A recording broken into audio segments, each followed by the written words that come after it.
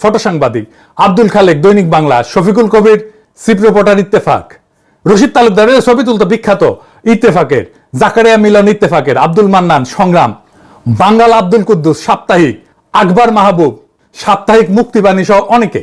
মোস্তাফিজুর রহমান আশা ছিলেন নবীন একজন সাংবাদিক, কেউই তাকে চিনত না।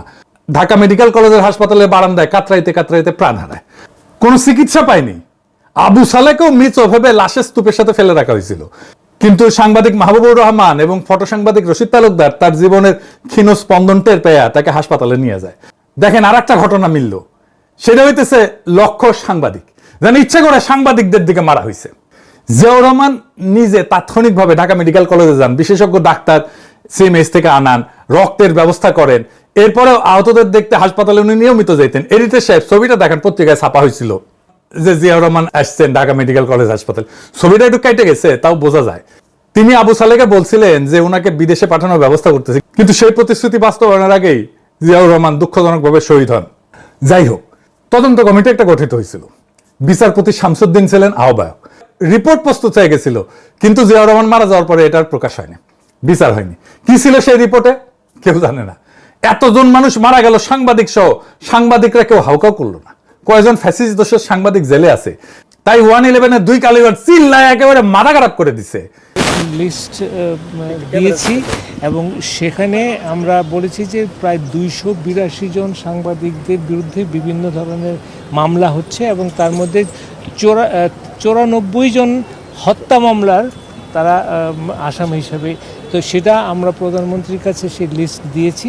এই লিস্টটা একদম যে সম্পূর্ণ সেটা বলবো না, অসম্পূর্ণ থাকতে পারে, কিন্তু আমরা আন্তরিকভাবে চেষ্টা করে দিয়েছি এবং প্রধানমন্ত্রী সেটা গ্রহণ করেছেন। জিন্দেগিতে ওই ঘটনা নিয়ে একটা কথা বলছে, বলে নাই, তাহলে কারা আক্রমণ করতে পারে খন্দকার মোস্তাকের জনসভায়? আসেন এটা একটু বুঝে দেখি। বাংলাদেশে ইন্ডিয়ান স্ট্যাবলিশমেন্ট সবসময় চাইছে আওয়ামী লীগ ক্ষমতায় থাকলে যেন শক্তিশালী বিরোধী দল না থাকে, বিরোধী দলকে নিশ্চিহ্ন করে দেবো। বাকশাল দেখেন, হাসিনার আমল দেখেন। আর ক্ষমতায় না থাকলে যেন তারা প্রধান বিরোধী দল হিসেবে থাকে। এই খেলা চলে আসতেছে 1972 সাল থেকে। 1975-এর পরে তো আওয়ামী লীগের থাকারই কথা ছিল না। আওয়ামী লীগের একাংশ কাদের সিদ্দিকীর নেতৃত্বে ইন্ডিয়া পলায় যা বাংলাদেশ রাষ্ট্রের বিরুদ্ধে যুদ্ধ করছে, আমাদের আর্মির সাথে যুদ্ধ করছে, বাংলাদেশ আর্মির সাথে যুদ্ধ করছে, বাংলাদেশের ভেতরে এসে অন্তর্ঘাত করছে। তারা অন্তর্ঘাত করতে এসে পাবলিকের পিটাও খাইছে। কিন্তু জিয়াউর রহমান 1975 সালের পরে আওয়ামী লীগকে তার নিজের পলিটিক্যাল দুশ্মন হিসেবে বাইসা নিতে বাধ্য হয়েছিলেন। কেমনে জানেন? সংসদ নির্বাচন হইল, তখন বিএনপি অবশ্যই জিততো, কিন্তু বিরোধী দল হইতো খন্দকার মোস্তাকের পার্টি। মোস্তাককে জেলে নেওয়া হয় 1976-এ সার্কিট হাউসে কাপ প্লেট চুরির অভিযোগে। ছাড়া হয় 78 সালের 16 ডিসেম্বর উপলক্ষে। 1979 সালে ইলেকশন হইতেছে, 7 সপ্তাহ পরে উনি ছাড়া পেয়েছেন, তার 7 সপ্তাহের মধ্যে সংসদ নির্বাচন। খন্দকার মোস্তাক যেন দল গঠন করতে না পারে সেই জন্য 1976 সালে জেলে নেওয়া হয়। জাসদের মূল নেতাদেরকেও জেলে রাখা হয়। জাসদ 8টা আসন পায়, 39টা আসন পায়, আওয়ামী লীগ প্রধান বিরোধী দল হয়। খন্দকার মোস্তাক দল করে নির্বাচন করতে পারলে আওয়ামী লীগের অবস্থানটা উনি নিতেন। আওয়ামী লীগের ভোটার বেশিরভাগ উনি পেতেন, আওয়ামী লীগের চেয়ে বেশি সিট পেতেন। উনার ভোটাররা মুসলিম লীগের ভোট দেয়, মুসলিম লীগ 20টা আসন পায়। খন্দকার মোস্তাকের দল যদি দাঁড়ায় যেতে পারতো তাহলে আওয়ামী লীগ আর প্রধান বিরোধী দল হয় না, বেশিরভাগ খন্দকার মোস্তাকের সাথে চলে যেত।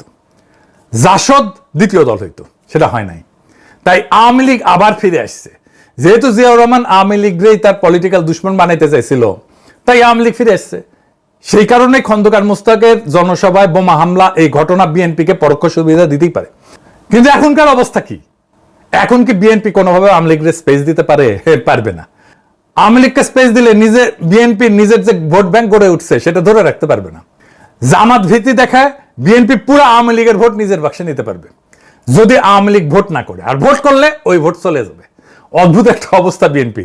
ইন্ডিয়াপন্থীরাও ভোট দেয়, অ্যান্টি ইন্ডিয়ানরাও ভোট দেয়। এইভাবে আপদকাল চলে, কিন্তু লং টার্মে কোনো একটা ক্লিয়ার পজিশন নিতে হবে। যাই হোক, ওই আলাপে আর না যাই। মানে 40% মানুষ তো জামাত এনসিপিতে ভোট দিছে, সংখ্যাটা কম না। এরা ঠিক রাজনীতি করতে পারলে বিএনপি মানে জামাত এনসিপি, তাহলে বিএনপির আরো ভোট নিয়ে আসতে পারবে। এরা যদি ঠিক রাজনীতি করতে পারে, এই কাজ করতে পারবে কিনা আল্লাহ মালুম। সংসদে তো তার প্রতিফলন দেখি না। যাই হোক, খন্দকার মোস্তাকের দল নাই, তাই জনসভায় বোমা মাইরা মানুষ মেরে ফেলার কোনো বিচার হয়নি। 16 জন মানুষ মারা গেছে, কোনো বিচার হয় নাই, কেউ এটা নিয়ে কথা বলে না। তারেক রহমানের সরকারের এই বোমা হামলার তদন্ত রিপোর্ট খুঁজে বের করে প্রকাশ করা উচিত। পাবলিক করে দেওয়া উচিত। আর মতিউর রহমান আর মাহফুজ আনামকে বাঙ্গু সুশীল সাংবাদিকদেরকে জবাব দিতে হবে, কেন বোমা হামলায় সাংবাদিক মারা গেল, এইটার জন্য তারা কোনো প্রতিবাদ করলো না, বিচার চাইলো না, কেন তারা বিচার চায় না, এটার জবাব দিতে হবে। ওই সাংবাদিক মারা গেছে, আশা তার জীবন না।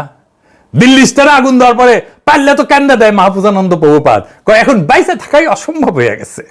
সাংবাদিকদের বাইসে থাকা কি 1980 সালে খুব সম্ভব ছিল? এখন প্রশ্ন হইতেছে, কেন আওয়ামী লীগ এনসিপির জনসভায় বোমা মারল? ইন্ডিয়ার হাসিনার ধারণা ছিল বিএনপি ক্ষমতা এসে আওয়ামী লীগের স্পেস দিবে, এখন দিতেছে না স্পেস সেইভাবে। হাসিনা আর ইন্ডিয়ার মাথা খারাপ হয়ে গেছে, এরা নানাভাবে দেশে অস্থিরতা তৈরি করতেছে, টাকা পয়সা দিয়ে খুন খারাপি করতেছে। আপনি দেখছেন না, খুন খারাপি বেড়ে গেছে, কোনোভাবে সামাল দেওয়া যাইতেছে না। এগুলো হাসিনা টাকা দিচ্ছে, ইন্ডিয়া টাকা দিচ্ছে, টাকা দিচ্ছে। হাসিনা পালানোর পরে ডাকাতি করার কন্ট্রাক্ট দিছিল না, মনে আছে না? আর এনসিপি তো আওয়ামী লীগের 1 নম্বর শত্রু, ছোট দল, তাই এনসিপির উপরে হামলা করাটা তার জন্য সুবিধাজনক। হাসিনা আর আওয়ামী লীগের পক্ষে যারা ইনায় বিনায় বয়ান মানায়, পটকা তুষার, এনাস আলমগীর, পান্না পাঠা সহ যতগুলো সফট আওয়ামী লীগের আছে, এইগুলারে যদি থেরাপি দিতে না পারেন তাইলে এই ঘটনা চলতেই থাকবে। একেবারে রুলারের মতো সোজা হয়ে যাবে। থেরাপি দিবেন, বোমা হামলা বন্ধ হয়ে যাবে, সন্ত্রাস বন্ধ হয়ে যাবে, বোমা হামলা বন্ধ হয়ে যাবে, আওয়ামী লীগের তৈরি করা ভাড়াটা সন্ত্রাস এটা বন্ধ হয়ে যাবে, দেশ শান্ত হয়ে যাবে। এরাই দেশকে শান্ত করতে দিতেছে না। আওয়ামী লীগ যেখানে মিছিল করবে, মিছিল দেখলে মারবেন ধাওয়া, একা হইলেও মারবেন ধাওয়া, দেখবেন আশেপাশের লোকজন এসে জড়ো হইতেছে, একটারে দুইটারে ধরতে পারলে একদম ট্যাঙ্গে রেখে থেরাপি দিবেন। একটা নিষিদ্ধ দল, তার থেরাপি দেওয়া জায়েজ আছে। আমি আশঙ্কা করি এরকম বোমা হামলা আরো হবে, ভয়ঙ্কর রকমের বোমা হামলা হইতে পারে, আরো বড় আক্রমণ হবে। আওয়ামী লীগ এটা করবে। আর এই বোমা হামলা থেকে এনসিপি কি মুক্তি পেতে পারবে? অবশ্যই মুক্তি পেতে পারবে, এটা থামাইও দিতে পারবে। আমি যে স্ট্র্যাটেজি দেবো এটা মেনে চললে এই আক্রমণ আর হবে না।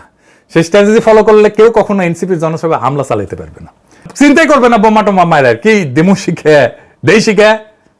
আমি এনসিপি করলে সাভারে যেদিন বোমা হামলা হইলো ঠিক তার 1 সপ্তাহের মধ্যে সাভারে আওয়ামী লীগের সবচেয়ে যে বড় নেতা আছে তার বাসাবাড়ি ধানমন্ডি 32 নম্বর বানাই দিতাম, আর ওই নেতার মরিচ পটকা ঢুকায় আগুন দিয়ে দিতাম, সারা বাংলাদেশ খবর হয়ে যেত, দ্বিতীয়বার কোনো বোমা হামলা হইতো না। এখন আমার ক্ষুদ্র ভ্রাতারা কইতে পারে সাভারে তো আওয়ামী লীগের নেতারা সব পালাইছে, তাই কার মরিচ পটকা দিমু? যদি এটাই হয় তাহলে আওয়ামী লীগের নেতা আছে ঢাকায় সাবের হোসেন চৌধুরী ধরতাম, ও মরিচ পটকা ঢুকে আগুন দিতাম, ঢাকার এমবেসি পাড়ায় হাউকাও লেগে যেত, ওদের কইতাম তাহলে তুমি সিকিউরিটি দাও, নয়তো চুপ থাকো। হাসিনার টাইমে হাউকাও করছিলা, এত গুম আয়নাগর হইলো, খুন হইলো, একবারও তো চিল্লাও নাই। এত ভোট ডাকাতি হইলো, একবার চিল্লাইছো তুমি? মিয়া ফাজলামি। র্যাবরেকে ট্রেনিং দিছে, পশ্চিমারাই তো ট্রেনিং দিছে, একটা ঠাসি খেয়ে বসে যেত। সিপিবি নেতা ছিলেন জসিম মন্ডল, আমার জ্যাঠাদের সাথে রাজনীতি করতেন, রাজশাহীতে আসলে আমার কাছে থাকতেন মেডিকেল কলেজে। উনি যুবক বয়সে খুবই মাঠদাঙ্গা রাজনৈতিক কর্মী ছিলেন, উনি গল্প করছিলেন। আমি মনে হয় একবার বলছি, সিটি থেকে কইতেছি একটু এদিক সেদিক হইতে পারে কিন্তু এসেন্স হিসেবে ঠিক থাকবে। একবার এক দারোগা এক কমিউনিস্টে ধরছে, জসিম মন্ডল একাই গেছে থানায় গিয়ে দারোগারে কইছে, দারোগা সাহেব আপনি তো জানেন আমি কমিউনিস্ট, আমাদের কোনো সম্পদ নাই, টাকা পয়সা নাই, কোনো কিছুর জন্য বাইসা থাকার কোনো তাড়না নাই, একমাত্র বিপ্লব ছাড়া। আমাদের পরিবার বিপ্লবের রাস্তায় আমাদেরকে কোরবানি দিয়ে দিছে, আমি আজ মারা গেলে ওদের জীবন থামে যাবে না, ওরা জানে মারা যেতে পারে, লিল্লাই দিয়ে দিছে আমারে। আপনার জীবনের মায়া আছে, আপনার পরিবার আছে, সম্পদ আছে, এবং আপনি সেটা রক্ষা করতে চান, আপনার রক্ষা করার জিনিস আছে, আপনার বাইসা থাকার তাড়না আছে। একেবারে দিব কলে, আমি না পারলে আমার কমরেড এসে দিবে, সে না পারলে আরেকজন এসে দিবে, কিন্তু তোমার দেওয়া হবে। আমার কমরেডরা সাইরা দেন, সাথে সাথে সাইরা দিছে। আপনি সিস্টেমের ভিতরে ঢুকে গেলে আপনারা ম্যানেজ করতে পারবে, সিস্টেমের বাইরে বাস করলে কেউ আপনারা ম্যানেজ করতে পারবে না। হাসিনার বিরুদ্ধে প্রবাসেই সবচেয়ে বেশি কাজ হয়েছে। কেন? কারণ হাসিনা আমাদের ধরতে পারতো না, পরিবারকে ঝামেলা করার চেষ্টা করছে, সুবিধা করতে পারে নাই, এক কনসারের বন্ডে ধরেই তার খবর হয়ে গেছে। সিস্টেমটা যদি বদলাইতে চান, সিস্টেমের পাঠ হইয়েন না, নিজের নিরাপত্তা নিজে নিশ্চিত করেন। আপনার গায়ে এই বোমার ঘটনা শুনে পটকা তুষার কইছে এটা নাকি নাটক, মানুষজন আহত হয়েছে, সে কয় নাটক। কেমন জাউরা দেন, সিল মেরে দেন, রিতেশ সাহেব জাউরা সিল মেরে দেন। এই বোমা মারা ঘটনার 3টা জিনিস ঘটছে, 1 লাইট নিবানো হয়েছে, 2 নম্বর বোমা মারা হয়েছে, 3 নম্বর সাংবাদিক আহত হয়েছে। এই 3টা ঘটনা অদ্ভুতভাবে মিলা যায় জিয়ার আমলের দুঃখজনক একটা ঘটনার সাথে। আসেন সেই ভুলে যাওয়া ঘটনা নিয়ে আলাপ করি, বাঙ্গু সুশীলদের ডাবল স্ট্যান্ডার্ডটাও বোঝা যাবে। আসেন দেখি বাংলাদেশের ইতিহাসে প্রায় 50 বছর আগে কি ভয়াবহ একটা রাজনৈতিক হত্যাকাণ্ড ঘটেছিল। 1980 সালের 23শে মে বিকাল 4:19 ঢাকার বাইতুল মোকাররম মসজিদের দক্ষিণ গেটে খন্দকার মোস্তাকের ডেমোক্রেটিক লীগের জনসভায় বোমা বিস্ফোরণ ঘটে। বোমা বিস্ফোরণের আগে জনসভায় সাপ ছেড়ে দেওয়া হয়। দেখেন, দুইটা জিনিস মেলে, আগে কারেন্ট বন্ধ, তারপরে বোমা, আগে সাপ ছেড়ে দেওয়া, তারপরে বোমা। মিলিছে। আরো একটা জিনিস আছে, সেটাও মিলবে।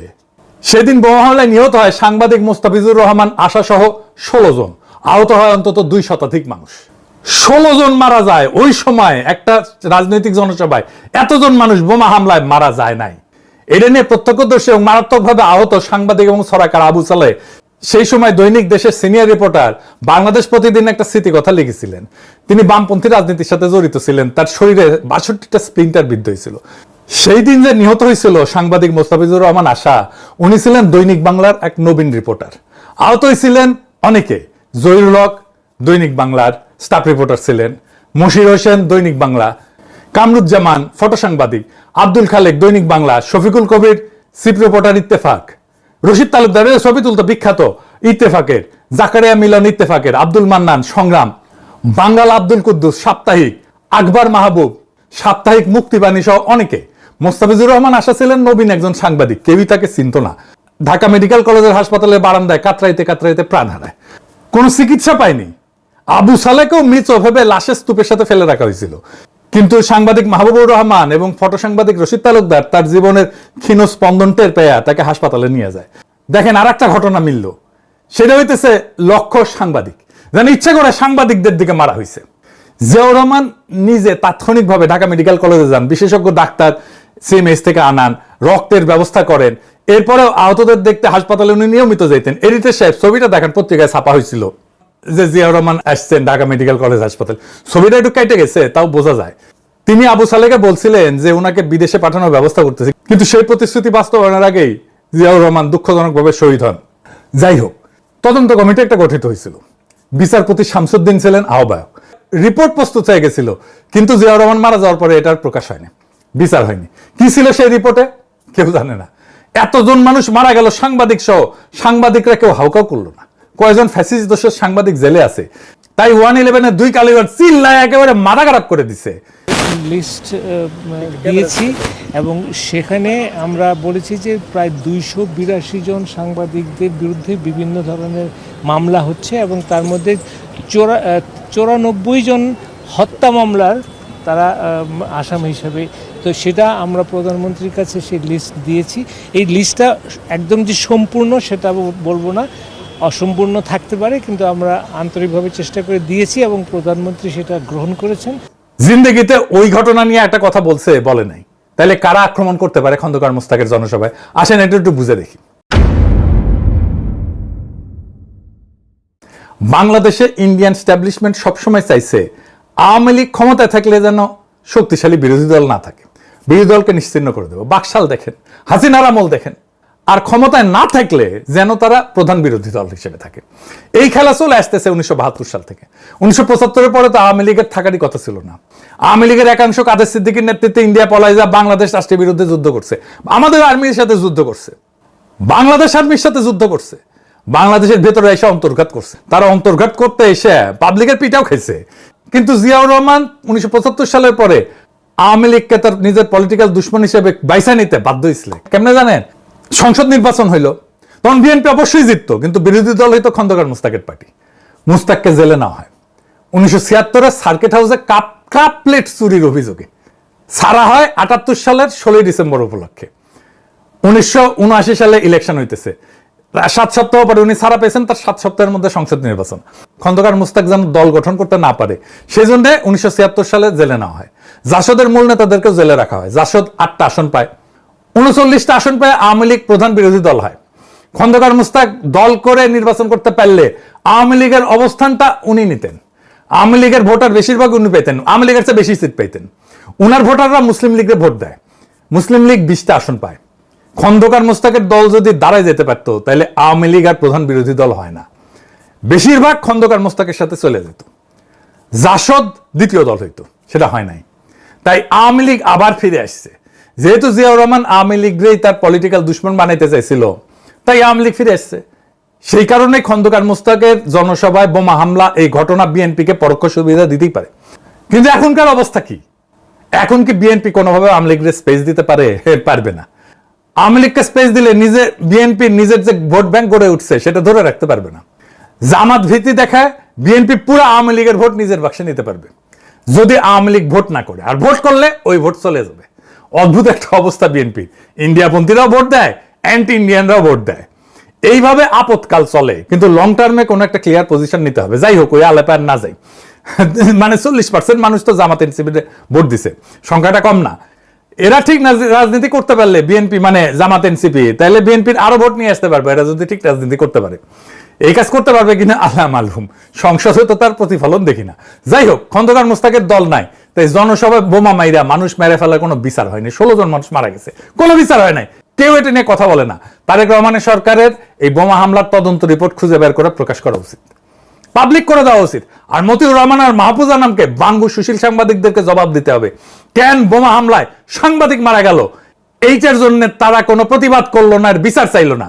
কেন তারা বিচার চায় না, এটার জবাব দিতে হবে। ওই সাংবাদিক মারা গেছে, আশা তার জীবন না। দিল্লি স্টারে আগুন দেওয়ার পরে পারলে তো কেন্দ্রে দেয় মাহফুজানন্দ প্রভুপাত, এখন বাইসে থাকাই অসম্ভব হয়ে গেছে। সাংবাদিকদের বাইসে থাকা কি 1980 সালে খুব সম্ভব ছিল? এখন প্রশ্ন হইতেছে, কেন আওয়ামী লীগ এনসিপির জনসভায় বোমা মারল? ইন্ডিয়ার হাসিনার ধারণা ছিল বিএনপি ক্ষমতায় এসে আওয়ামী লীগের স্পেস দিবে, এখন দিতেছে না স্পেস। সেইভাবে হাসিনা আর ইন্ডিয়ার মাথা খারাপ হয়ে গেছে। এরা নানাভাবে দেশে অস্থিরতা তৈরি করতেছে, টাকা পয়সা দিয়ে খুন খারাপি করতেছে। আপনি দেখছেন না, খুন খারাপি বেড়ে গেছে, কোনোভাবে সামাল দেওয়া যাইতেছে না। এগুলো হাসিনা টাকা দিচ্ছে, ইন্ডিয়া টাকা দিচ্ছে, টাকা দিচ্ছে। হাসিনা পালানোর পরে ডাকাতি করার কন্ট্রাক্ট দিছিল না, মনে আছে না? আর এনসিপি তো আওয়ামী লীগের 1 নম্বর শত্রু, ছোট দল, তাই এনসিপির উপরে হামলা করাটা তার জন্য সুবিধাজনক। হাসিনা আর আওয়ামী লীগের পক্ষে যারা ইনায় বিনায় বয়ান মানায়, পটকা তুষার, এনাস আলমগীর, পান্না পাঠা সহ যতগুলা সফট আওয়ামী লীগের আছে, এইগুলারে যদি থেরাপি দিতে না পারেন, তাইলে এই ঘটনা চলতেই থাকবে। একেবারে রুলারের মতো সোজা হয়ে যাবে। থেরাপি দিবেন, বোমা হামলা বন্ধ হয়ে যাবে, সন্ত্রাস বন্ধ হয়ে যাবে, বোমা হামলা বন্ধ হয়ে যাবে, আওয়ামী লীগের তৈরি করা ভাড়াটা সন্ত্রাস সেটা বন্ধ হয়ে যাবে, দেশ শান্ত হয়ে যাবে। এরাই দেশকে শান্ত করতে দিতেছে না। আওয়ামী লীগ যেখানে মিছিল করবে, মিছিল দেখলে মারবেন ধাওয়া, একা হইলেও মারবেন ধাওয়া। দেখবেন আশেপাশের লোকজন এসে জড়ো হইতেছে, একটারে দুইটারে ধরতে পারলে একদম ট্যাঙ্গে রেখে থেরাপি দিবেন। একটা নিষিদ্ধ দল, তারা থেরাপি দেওয়া জায়েজ আছে। আমি আশঙ্কা করি এরকম বোমা হামলা আরো হবে, ভয়ঙ্কর রকমের বোমা হামলা হইতে পারে, আরো বড় আক্রমণ হবে। আওয়ামী লীগ এটা করবে। আর এই বোমা হামলা থেকে এনসিপি কি মুক্তি পেতে পারবে? অবশ্যই মুক্তি পেতে পারবে, এটা থামাইয়া দিতে পারবে। আমি যে স্ট্র্যাটেজি দেবো এটা মেনে চললে এই আক্রমণ আর হবে না। সেই স্ট্র্যাটেজি ফলো করলে কেউ কখনো এনসিপির জনসভায় হামলা চালাইতে পারবে না, চিন্তাই করবে না বোমা টোমা মায়ের কি দেমু শিখে দেই শিখে। আমি এনসিপি করলে সাভারে যেদিন বোমা হামলা হইলো, ঠিক তার 1 সপ্তাহের মধ্যে সাভারে আওয়ামী লীগের সবচেয়ে যে বড় নেতা আছে তার বাসাবাড়ি ধানমন্ডি 32 নম্বর বানাই দিতাম। আর ওই নেতার মরিচ পটকা ঢুকায় আগুন দিয়ে দিতাম, সারা বাংলাদেশ খবর হয়ে যেত। দ্বিতীয়বার কোনো বোমা হামলা হইতো না। এখন আমার ক্ষুদ্র ভ্রাতারা কইতে পারে, সাভারে তো আওয়ামী লীগের নেতারা সব পালাইছে, তাই কার মরিচ পটকা দিব? যদি এটাই হয় তাহলে আওয়ামী লীগের নেতা আছে ঢাকায় সাবের হোসেন চৌধুরী দিতাম, ও মরিচ পটকা ঢুকায় আগুন দিতাম। ঢাকার এমবেসি পাড়ায় হাউকাও লেগে যেত, ওদের কইতাম তাহলে তুমি সিকিউরিটি দাও, নয়তো চুপ থাকো। হাসিনার টাইমে হাউকাও করছিলা, এত গুম আয়নাগর হইলো, খুন হইলো, একবারও তো চিল্লাও নাই। এত ভোট ডাকাতি হইলো, একবার চিল্লাইছো তুমি? মিয়া ফাজলামি। র্যাবরেকে ট্রেনিং দিছে, পশ্চিমারাই তো ট্রেনিং দিছে, একটা ঠাসি খেয়ে বসে যেত। সিপিবির নেতা ছিলেন জসিম মন্ডল, আমার জ্যাঠাদের সাথে রাজনীতি করতেন, রাজশাহীতে আসলে আমার কাছেই থাকতেন মেডিকেল কলেজে। উনি যুবক বয়সে খুবই মারদাঙ্গা রাজনৈতিক কর্মী ছিলেন, উনি গল্প করছিলেন। আমি মনে একবার বলছি, সিটি থেকে কইতেছি একটু এদিক সেদিক হইতে পারে, কিন্তু এসেন্স হিসেবে ঠিক থাকবে। একবার এক দারোগা এক কমিউনিস্টে ধরছে, জসিম মন্ডল একাই গেছে থানায় গিয়ে দারোগারে কইছে, দারোগা সাহেব আপনি তো জানেন আমি কমিউনিস্ট, আমাদের কোনো সম্পদ নাই, টাকা পয়সা নাই, কোনো কিছুর জন্য বাইসা থাকার কোনো তাড়না নাই, একমাত্র বিপ্লব ছাড়া। আমাদের পরিবার বিপ্লবের রাস্তায় আমাদেরকে কোরবানি দিয়ে দিছে, আমি আজ মারা গেলে ওদের জীবন থামে যাবে না, ওরা জানে মারা যেতে পারে, লিল্লাই দিয়ে দিছে আমারে। আপনার জীবনের মায়া আছে, আপনার আপনার আপনার পরিবার আছে, সম্পদ আছে, এবং আপনি সেটা রক্ষা করতে চান। আপনার রক্ষা করার জিনিস আছে, আপনার বেঁচে থাকার তাড়না আছে। একেবারে দিব কলে, আমি না পারলেও আমার কমরেড এসে দিবে, সে না পারলে আরেকজন এসে দিবে, কিন্তু তোমার দেওয়া হবে। আমার কমরেডরা সাইরা দেন, সাথে সাথে সাইরা দিছে। আপনি সিস্টেমের ভিতরে ঢুকে গেলে আপনারা ম্যানেজ করতে পারবে, সিস্টেমের বাইরে বাস করলে কেউ আপনারা ম্যানেজ করতে পারবে না। হাসিনার বিরুদ্ধে প্রবাসেই সবচেয়ে বেশি কাজ হয়েছে। কেন? কারণ হাসিনা আমাদের ধরতে পারতো না, পরিবারকে ঝামেলা করার চেষ্টা করছে, সুবিধা করতে পারে নাই। এক কনসারের বন্ডে ধরেই তার খবর হয়ে গেছে। সিস্টেমটা যদি বদলাইতে চান, সিস্টেমের পাঠ হইয়েন না, নিজের নিরাপত্তা নিজে নিশ্চিত করেন। আপনার গায়ে হাত দেওয়ার আগে যেন আপনার শত্রু 10 বার ভাবে। ইরানে বোমা মারতে ট্রাম্প যেমন 10 বার ভাবে, ঠিক সেইভাবে এটাই জুলাইয়ের রক্ষা কবচ। মনে রাখেন, আপনার 24-এ তো শহীদ হয়ে যাওয়ার কথা ছিল, রাস্তায় তো জীবন দিয়ে চলে যাওয়ার কথা ছিল, সে শহীদ হইতে তো গেছিলেন আপনারা। সেই শহীদ মৃত্যু ছাড়া বিপ্লবীদের কোনো কিন্তু অস্ত্র নাই, তাই শহীদ হয়ে যাওয়ার